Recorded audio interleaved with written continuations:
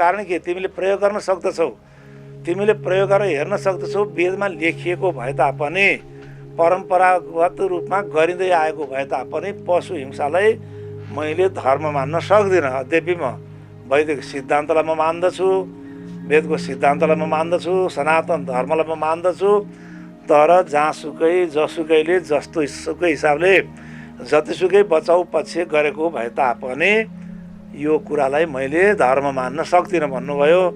आखिरी उहाँको सिद्धान्तबाट बाजियो र वैदिक धर्मबाट माने अभिन्न रहेको बुद्ध धर्मलाई वैदिकहरूले बौद्ध धर्म अलग्गै गरिदिनु भयो। र खासै गरी इतिहासकालमा ती धेरै धेरै कुराहरू छन्।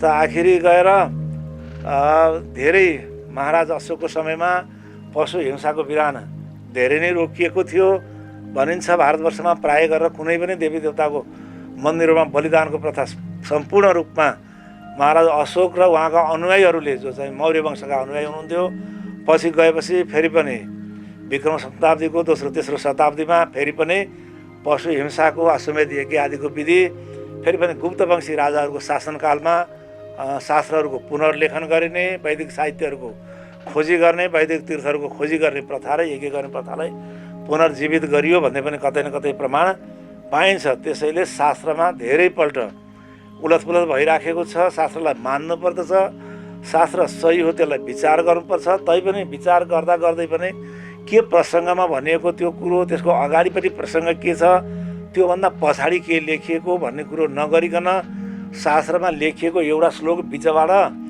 अनि टप्प टिपेर लिने, अनि गएर कहीँ पनि सभामा प्रयोग गरेर आफूले पण्डितै देखाउने शास्त्रलाई के भनिएको छ। वाल्मिकी रामायणमा भन्नुहुन्छ, भगवान् रामले स्वयं अयोध्या काण्डमा शास्त्र चोरी गर्ने चोर भन्नुहुन्छ, शास्त्र चोरी गर्ने यथार्थ चौरा भन्नुहुन्छ।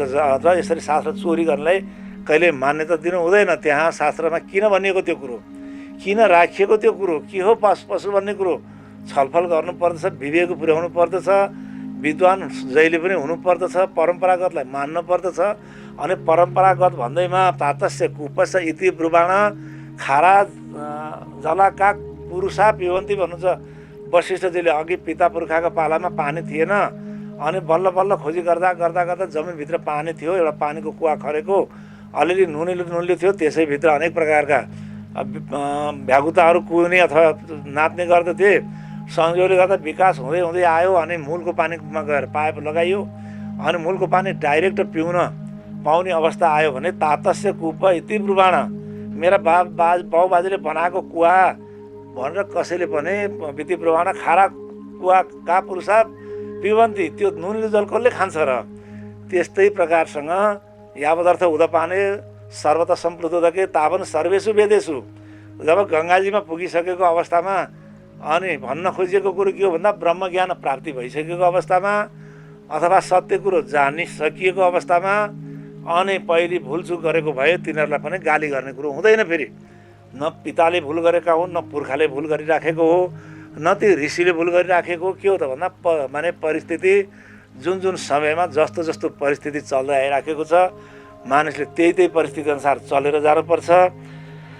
त जुन बेलामा यहाँ श्रीकृष्ण भन्नुहुन्छ, श्रुतिवि प्रतिपन्नाथे यदा थास्यथे निश्चला समाधा पचला बुद्धिस तथा योगम अभावशेषी, योगम अभावशेषी श्रुतिवि प्रतिपन्नाथे, तिमीले अनेक प्रकारसँग यसरी शास्त्रका सिद्धान्त सुनेर विचलित भइराखेको छ तिम्रो बुद्धि। कसैले पूर्वलाई पूजा गर्ने, पूर्वपट्टिको दिशा चाहिँ भगवान्को दिशा हो भने, आज कसैले याम्य दिशा चाहिँ राम्रो हो, यमराज त्यतै बस्छन्, धर्म त्यतै छ। कसैले उद्दिश्य त सबैभन्दा राम्रो दिशा हो, कोही कहे पूर्व, कोही कहे पश्चिम, कोही कहे उत्तर, कोही कहे दक्षिण, कसैले दुर्गा, कोही कहे चण्डी।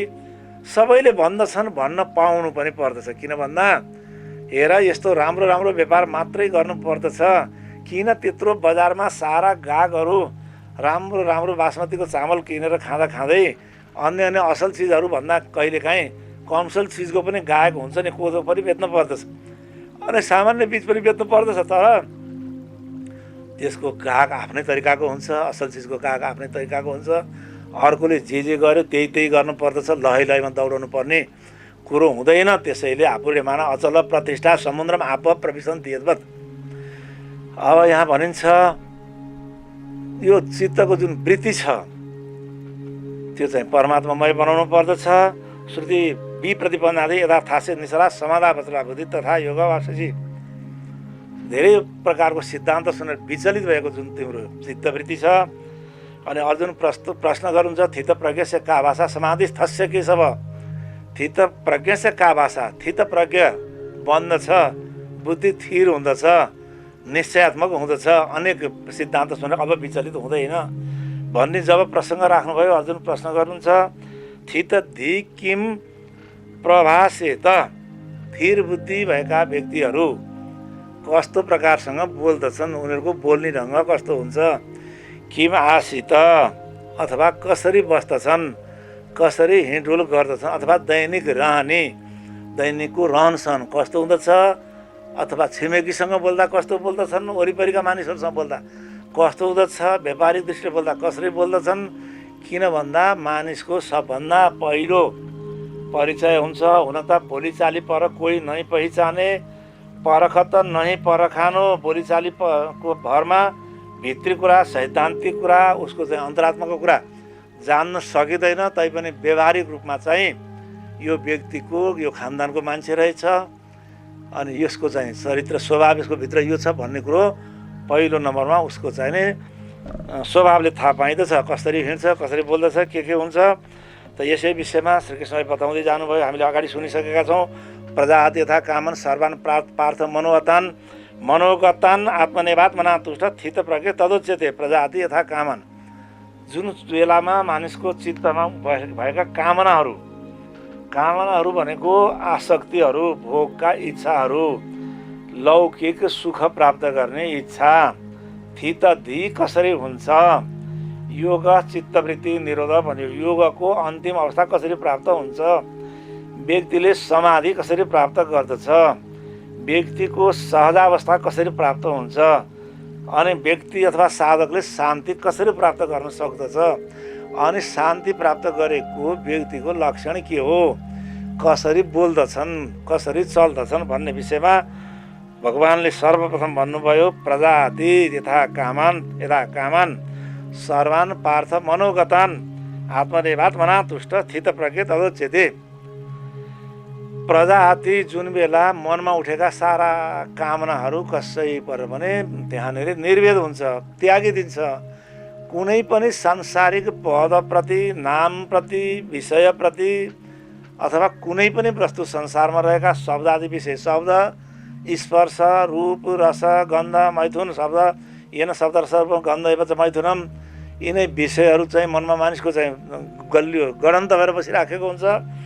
त कामना हुने गर्दछ, यो काम गर्न पाए लोकमा धेरै वर्षसम्म मेरो नाम चल्दथ्यो, लोकले मेरो परिचय जान्दथे, दुनियाँले मलाई चिन्दथे। अर्थ केही भौतिक सुख छोडेको भए तापनि फेरि पनि मनले कहीँ पदको लोभ, कहीँ प्रतिष्ठाको लोभ, मेरी कर कह धुनी जात है, मेरो पार्न पाए हुन्थ्यो, मेरै यी सब चिज हुन् भने आफ्नै बनाए जगत मेरी कर कह धुनी जात है। बोझ ब्रह्माण्ड संसारका अनेक प्रकारका चाहिँ पदहरू, प्रतिष्ठाहरू मैले गर्न पाएँ। म राज्यलाई सुखी बनाउँदथेँ, मैले जनतालाई सुखी बनाउँदथेँ। कसैले सुखी पार्न सकिने होइन, तैपनि सुखी पार्न सकिँदैन भन्दैमा आफ्नो कर्तव्य छोड्नु पनि भनिएको होइन।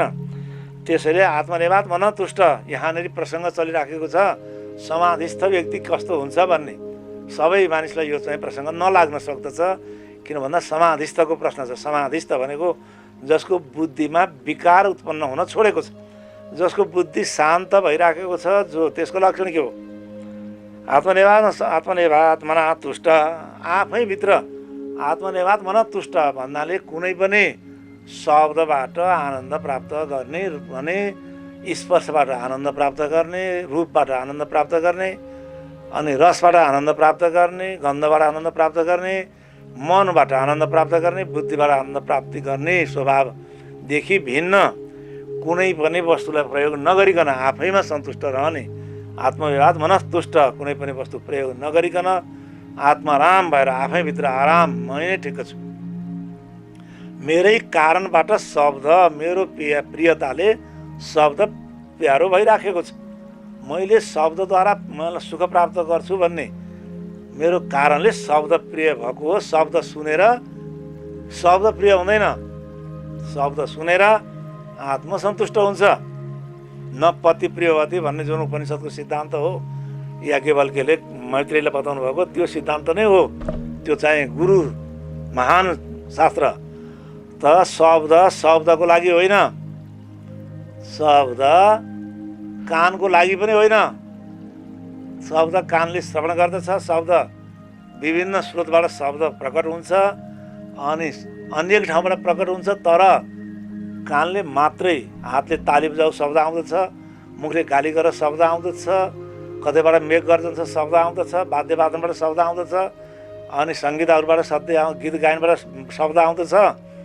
तर त्यसलाई ग्रहण कसले गर्दछ भन्दा कर्णेन्द्रियले। त्यसैले इन्द्रिय विषयसा भन्यो नि, विषय भन्दा शब्दभन्दा इन्द्रिय बलियो छ।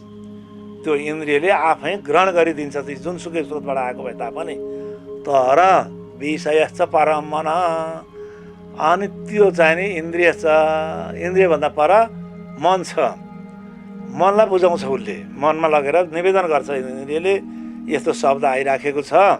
मन त्यही शब्दको प्रतीक्षामा उसले इन्द्रिय नाम गरेको ढोका खोलेर राखिदिएको। कस्ता शब्द आउँछन्, के शब्द आउँछन् भन्ने जान्नको लागि सबैको राजा त मन छ नि। अनि त्यो मनले शब्दबाट सुख प्राप्त गर्दछ, स्पर्शबाट। स्पर्शमा दुईवटा इन्द्रिय छन्, एउटा चाहिँ त्वचा इन्द्रिय छ, कर्मेन्द्रिय ज्ञानेन्द्रिय। अनि त्यस्तै प्रकारले हात चाहिँ नि ज्ञानेन्द्रिय त्वचा छ, अनि कर्मेन्द्रिय हात छ। हात र त्वचाको सम्बन्धबाट स्पर्शको ज्ञान हुन्छ र त्यसको देवता वायु छन्। त त्यो लिएर गएर सुख मान्दछ। आहा, यस्तो गर्मी बेलामा कति ठन्डी हावा, ठन्डी बराबर कस्तो ठन्डी हावा आइराखेको छ, कति शीतल भइराखेको छ भन्ने अनुभव कसले गर्छ भन्दा त्वगेन्द्रियले गर्दछ। अनि छालाले अनुभव गर्दछ, त्यो चाहिँ अनुभूति गर्दछ। त्यस्तै प्रकारसँग रूपको अनुभूति गर्दछ। हाम्रो चाहिँ पश्यन्त्यन योग भने नेत्रद्वारा रूपको हामी अनुभव गर्दछौँ, त्यसबाट सन्तुष्टि मिल्दछ हामीलाई। राम्रो छ, ठिकै छ, असाध्यै राम्रो रहेछ, साह्रै राम्रो चिज रहेछ, साह्रै राम्रो वस्त्र रहेछ, साह्रै रूपवाला चाहिँ आफूले खोजेको व्यक्ति भए, असाध्यै राम्रो व्यक्ति रहेछ, राम्रो चाहिँ कुनै नारी रहेछ, राम्रो पुरुष रहेछ, राम्रो वस्त्र रहेछ, राम्रो चिज रहेछ, नराम्रो चिज रहेछ, यी सारा कुराहरूको अनि त्यसलाई सुन्दर खोज्छ नि उसलाई। किन भन्दा राम्रोमा सुख बुद्धि छ उसलाई, अनि नराम्रोमा दुःख बुद्धि छ त्यहाँ बुद्धिमा मनलाई। नराम्रो उसले दुःखको भावलाई विचार गरिराखेको छ मनले, त उसले हो नराम्रो छ अरे भनेपछि नल्याउ अहिले त्यसलाई हामी चुप लाएर बस्छौँ, त्यो अरूले लैजाओस्। अब यस्तै हुन्छ नि। त्यहाँनिर अलक्षिणीको जन्म भयो, कसैले स्वीकार गरेनन् सम्रमथन गर्दा, अनि लक्ष्मी चाहिँ जब उत्पन्न भयो नि सबैले तछाड पछाड गर्न खोजे भन्ने प्रसङ्ग छ भागवतमा। त त्यस्तै प्रकारसँग अब शब्द रूप रस, रस छ, रसना जिब्रो छ, अनि अनेक प्रकारका व्यञ्जनहरू हुन्छन्। कोही नुनिलो छ, कोही चाहिँ पञ्चमेन्दम चतुर्विधम 4 प्रकारका अन्न छन्। षड रस भनिन्छ, 6 प्रकारको रस बताइएको छ। तितो पनि छ, टर्रो पनि छ, गुलियो पनि छ, अमिलो पनि छ, पिरो पनि छ। अब कसैको स्वादिलो मात्रै पनि छ, घिउ न पिरो छ न अमिलो छ। अनि त्यस्तै प्रकारको स्वाद भएका अनेक पदार्थ छन्।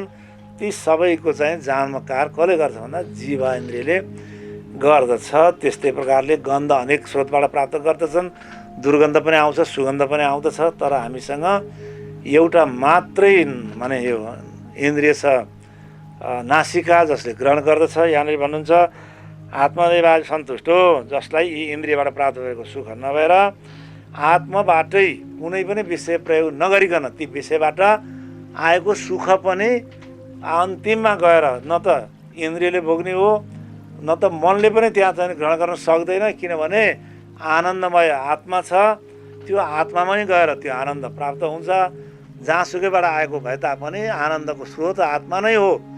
आत्माबाटै आनन्द प्राप्त भएको हुनाले उपनिषदले बताइएको शब्द मैथुनम, जो चाहिँ शब्द स्पर्श रूप रसगन्ध आदिबाट आएको आनन्द छ, त्यो आत्माकै आनन्द हो। र जसबाट आत्मव्यवहार सन्तुष्ट आफैबाट जो भित्रैबाट आएको आत्माराम भएर आनन्द आएको छ, त्यो पनि आत्माकै आनन्द हो। विषयको सुख पनि अन्यत्रबाट आउने स्रोत छैन। वस्तु बाहिरबाट आएको देखिए तापनि त्यसको अनुभूति गर्नलाई जिउँदो मानिस चाहिन्छ। जिउँदो मानिस भनेको चैतन्य स्वरूप आत्माको व्यापकता भएको अवस्था, आत्माको जुन सत्ता छ त्यो सत्ता रहेको अवस्था।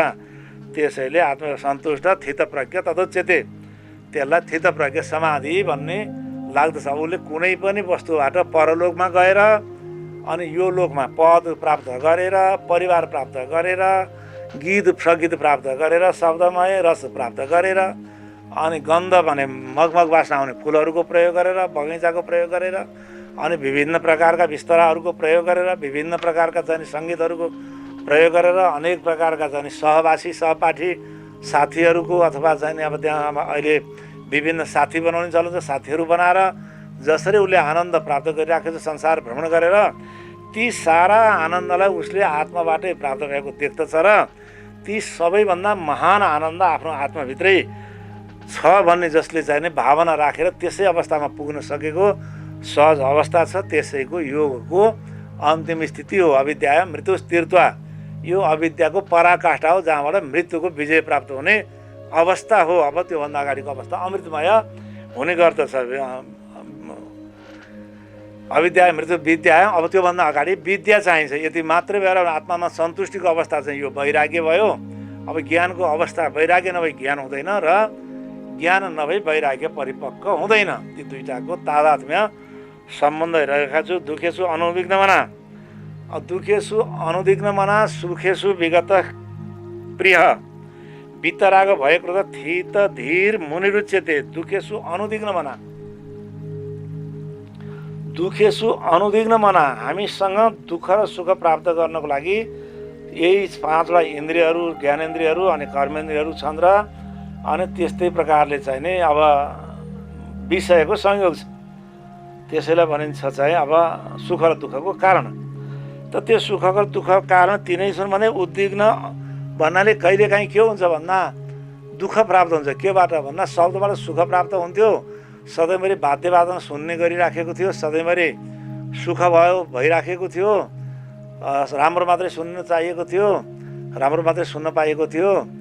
अनि तर कहिलेकाहीँ के भयो भन्दा सुन्दा सुन्दै प्रिय वियोग बिनु जग दुःख नाइ, प्यारो वस्तुको आफूलाई साह्रै मन परेको मान्छे छैन रे, अथवा आफूले साह्रै मन पराएको मान्छेले धोका दियो अरे, अथवा आफूले चाहिँ लिन खोजिएको सम्पत्ति अरूले लग्यो अरे, अनि आफ्नो प्यारो व्यक्तिको निधन भयो अरे, छुट्यो अरे, सङ्गत छुट्यो अरे, आफूले सुख काटेर आनन्द गरौँला भनेर सञ्चय गरेको सम्पत्ति नाश भयो अरे भन्ने यस्ता जब समाचार आउँदछन् शब्दबाट, त्यस्तै प्रकारसँग स्पर्शबाट दुःख प्राप्त हुन थाल्दछ। जिउ एकदम पोल्दछ अथवा साह्रै ठन्डी हुन्छ, साह्रै गर्मी हुँदछ। अनि कहिलेकाहीँ हेर्नै नहुने दृश्य, अब नहेर्न पाए हुन्थ्यो भने भयानक दृश्य देख्नुपर्ने हुन्छ, भयानक चिज स्पर्श गर्नुपर्ने, भयानक दृश्य देख्नुपर्ने। अनि कहिलेकाहीँ भोजन गर्नु पस्यो साह्रै अरुचि पदार्थ आउँदछ। अनि कहिलेकाहीँ हिँड्यो बाटोमा, हिँड्दा हिँड्दै दुर्गन्ध, कहिल्यै नभएको दुर्गन्ध, कति दिनदेखि जनावरहरू गलिराखेको, कतापट्टा हामी नाकै फुट्ने भयो भन्ने विचार गर्दछौँ। त्यस्तो देख्दाखेरि जसको मन अनुदिग्न भनेपछि दिगदारी हुँदैन, माने विकृति आउँदैन उसको मनमा, है भइहाल्यो नि। यो असुरद्वारा हाम्रा इन्द्रियलाई चाहिँ आसुरी भाव बनाइदिइराखेको छ। त्यो पनि श्रुतिमा आउँछ नि प्रसङ्ग, कसरी देवताहरूले चाहिँ उपासना गरे अनि असुरहरूले त्यसलाई चाहिँ विभिन्न प्रकारसँग ध्वंस गरिदिए। उद्गीतद्वारा देवताहरूले प्राप्त गरिराखेका थिए, उद्गीत उपासनाद्वारा अथवा प्रणवसहित मन्त्र जपद्वारा त्यो आनन्दमय शरीर स्वभाव प्राप्त गरिराखेका थिए। आसुरी स्वभावले त्यसलाई नष्ट गरिदियो। अनुदिग्न मदा सुखेसु विगतस प्रिय। अनि त्यो बेलासम्म त्यो दुःख आइरहन्छ जुन बेलासम्म सुख प्राप्त गर्ने इच्छा हुन्छ। काहीँ म सो गरेपछि राम्रो खालको सुँग्दछु भनेर हिँडिराखेको भए, सुँग्नै नछोडिदिएको भए, कहीँ न कहीँ मुखमा चाहिँ बन्द गरेर हिँडेको भए, कहीँ देखिन्छ नि अहिले मास्क लगाउने, कहीँ एउटा कुनै बास्ना आउने रुमाल हातमा लिने, नाकमा कहीँ पनि अथवा सामान्य वस्त्रहरू हातमा लिने, बाहिरबाट कुनै पनि गन्ध आउन नदिएपछि दुर्गन्ध पनि आउँदैन, सुगन्ध पनि आउँदैन। अनि कुनै पनि शब्दलाई श्रवण नगर्ने समाधिमा गइयो भने अब बाहिरको सुन्नै छोडेपछि त नराम्रो पनि सुनिएन, राम्रो पनि सुनिएन। विगतस प्रिय, राम्रो सुन्ने इच्छा गऱ्यो भने नराम्रो पनि सुन्नुपर्छ। राम्रो भोजन गर्ने इच्छा भयो भने नमिठो हुन्छ, त्यही नराम्रो, मिठो नै नमिठो भइन्छ। अर्को नमिठो आइरहनु पर्दैन। जसलाई मिठो मानेर हिजो बेलुका साह्रै मिठो भनेर चाहिँ भोजन गरिएको, कहिलेकाहीँ 2 दिनसम्म मिठो भनेर भोजन गरिएको थियो। एउटा मैले प्रसङ्ग सुनिराखेको थिएँ। एकजनाले अनि भान्से थिए अरे, ठुलो चाहिँ महाजन, ठुला व्यक्तिका, उनले एक दिन चाहिँ कुनै नौलो सब्जी ल्याएर बनाएछन् अनि खान दिँदा उनले भने साह्रै मिठो बनायो आज, यस्तै बनाऊ सधैँ भने। ल भने बनाएँ, भोलिपल्ट त्यही बनाएँ। अब उहाँले यही निको मान्नुभएको छ, फेरि गाली गर्ने होला। त्यही बनाएँ अनि अलिअलि गर्दै खानुभयो। तेस्रो छाक पनि भइसकेपछि हो नि यो के बनाएको, योलाई ल फालिदेऊ त, यो अरू सामान पाइँदैन, यहाँ केही खानेकुरो छैन। किन भन्दा त्यो मिठो नमिठो हुन बेर लाग्दैन। राम्रो हिजो अस्ति भनिराखेको आज नराम्रो हुन्छ, जो चाहिने मिठो भनिराखेको नमिठो हुन्छ, जो असल भनेर मान सम्मान दिएको त्यो खराब हुन पुग्दछ।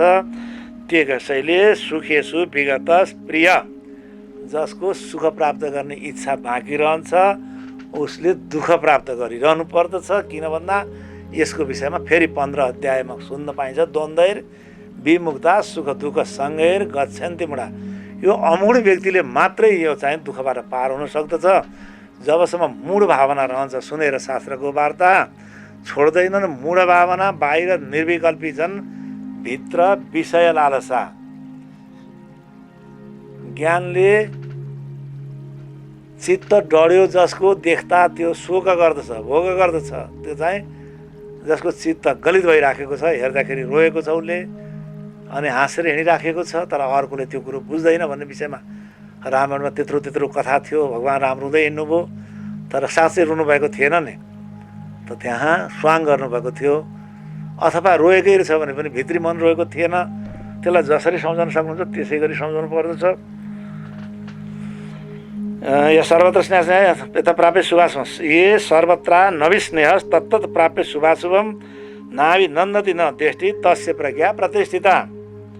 ये सर्वत्र नविस्नेह, जसलाई कतैप्रति पनि आसक्ति छैन, कुनै पनि चिज नराम्रो देखेर घृणा पनि छैन। तत्र क मोह क शोक, वेदको बाणी हो यो, उपनिषदको त्यो पनि ईशावास्य इदम उपनिषद, ईशावास्य उपनिषदको, जसको चाहिँ तत्र क मोह क शोक एकत्वम अनुपस्थित। आखिर के स्नेह गर्ने, को चाहिँ ओरको, कसलाई राम्रो मान्ने।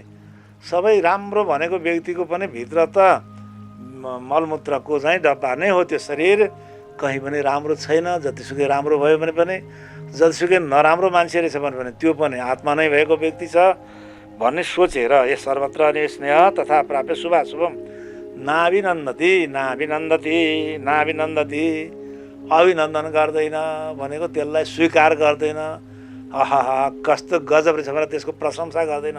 अभिनन्दन हामी गर्छौँ, त्यो प्रशंसा गरेको हो। न द्वेष्टि, अनि घृणा पनि गर्दैन। तत्र क मोह क शोक एकत्वम अनुपस्थित, एउटै आत्मामा देख्दछ उसले। त्यस्तै ज्ञान भयो भने त्रिभुवनै भर देख्छ। आत्मा फगत अज्ञान रूप निधमा डुलेको भए देखिन्छ नाना जगत, आत्मा सत्यमा भनेर बुझिले। तैसा स्नेह शुभाशुभनान्त तस्य प्रज्ञा प्रथा यदा सधैँ चाहिँ खुरुङ्गै सर्वस। जसरी कछुवाले कुनै न कुनै बेला आफ्नो शरीरको जो फैलावर गर्दछ, जुन बेला भोजन गर्नु छ बडो होसियारसँग खानेकुरा खोज्दै पानीमा जलयात्रा गर्दछ बडो जतनका साथ। अनि जब उसलाई डरलाग्दो अवस्था आउँदछ, कहीँ न कहिले हेल माछा अथवा ठुलो जनावरको पेटमा झुक्किएर पनि पर्न सक्दछ। भगवान्ले त्यसलाई अलिकति लामो आयु भएको जन्तु भन्नेकै छ। किनभने भन्दा कहीँ पनि गोहीको मुखमा गएर पनि कछुवा नमरिकन आउँछ अरे भन्ने पनि मैले कतै सुनेको थिएँ। किन भन्दा गोहीको दाँतमा पनि खबटो टोक्न नसक्ने, गोहीले पनि टोक्न नसक्ने उसको खबटो त्यति साह्रो हुन्छ र फेरि मौका हेर्ने बित्तिकै अर्को जनावर खानको लागि उसले गर्छ। त्यतिखेर फेरि फुत्त बाहिर निस्कन्छ, भाग्दछ जसरी भित्र पसेको थियो।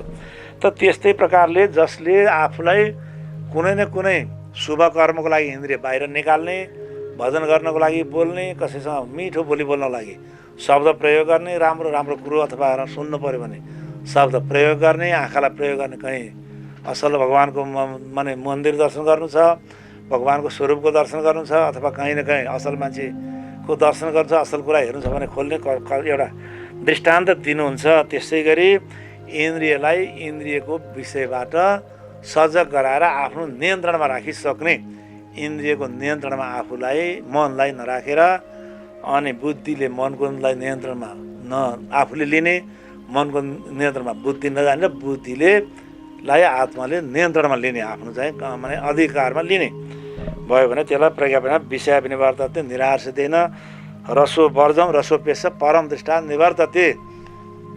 विषया विनिवर्तन्ते निराहारस्य देहिन रसो वर्जम रसोपेश परम दृष्टा निवर्तते। परम दृष्टा विषया विनिवर्तन्ते, जसलाई विषय चाहिँ त्याग गरेको छ, जसले भन्नाले जसले शब्द स्पर्श रूप रस गन्ध यी विषयहरूलाई श्रवण गर्न छोडिदियो। अघि बताएकै प्रसङ्ग हो यो पनि।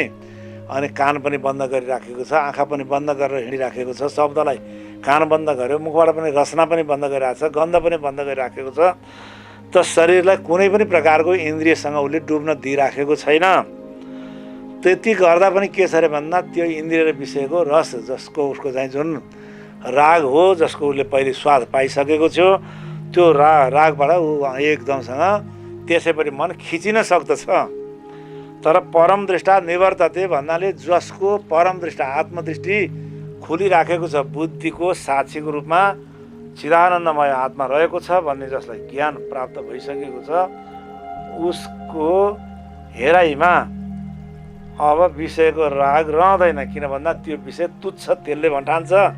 किन भन्दा कसैले विषयको चाहिँ भोग पनि गरिरहने, विषयको बुद्धि पनि लगाइरहने, अनि म भगवानको भक्त पनि हुँ भनिरहने गऱ्यो भने मिथ्याचार शौच त्यो मिथ्याचार त्यो चाहिँ नि झुटो कुरा गरेको। किनभने जसलाई विषयको स्वाद लागि नै राखेको छ भने उसले मन्दिर बनाइदिएर त्यस्तै प्रकारले अनेक प्रकारका भोजनहरू तयारी गरेर अनि अनेक प्रकारका मन्त्र पढेर अथवा अनेक प्रकारका विधि प्रयोग गरेर भगवानको अगाडि लगेर अनेक प्रकारका व्यञ्जनहरू अर्पण गरेर फुलहरू अर्पण गरेर धूपबत्ती अर्पण गरेर उसले अर्पण गरेको हुँदैन। किन भन्दा उसको चित्तवृत्ति विषयाकारबाट वञ्चित हुन सकिराखेको छैन। भगवानको मन्दिरमै भएछ भने पनि भगवानको सेवा गर्दा गर्दै पनि आफूलाई आसक्ति लाग्ने चिजहरू अगाडि देख्यो भने अब त्यो नै हो नि शब्द स्पर्श रूपम गन्धम, यी पाँचवटा इन्द्रिय र विषयको संयोगबाट हुने प्राप्त भएको विषयप्रति जब उसको आसक्ति बढ्दछ भने अब त्यहाँनेरि फाइदा हुँदैन उसलाई। किन भन्दा विषयमा